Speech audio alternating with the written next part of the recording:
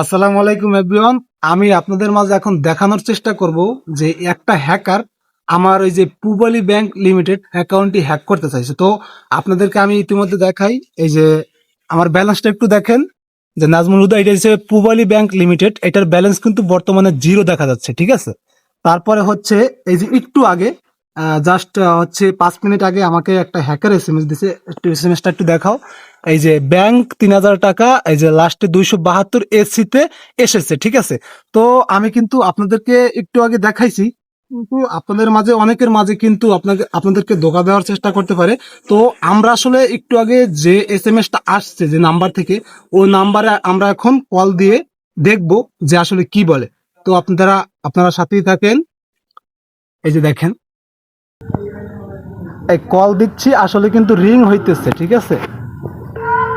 আপনারা শুনতে পাচ্ছেন রিং হইতেছে, কিন্তু ফোনটা তুলে কিনা আর সেটা সন্দেহজনক।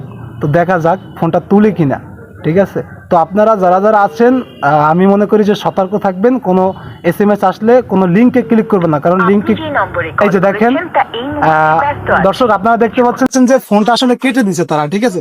তো আমি মনে করি যে আপনারা সবাই সতর্ক থাকবেন, এই সমস্ত এসএমএস আসলে লিঙ্কে ক্লিক করবেন না। যদি লিঙ্কে ক্লিক করেন তাহলে কিন্তু আপনার ব্যাংক অ্যাকাউন্টের কোনো সিকিউরিটি নেই, ঠিক আছে, আপনার ব্যাংক অ্যাকাউন্টটি হ্যাক হয়ে যেতে পারে।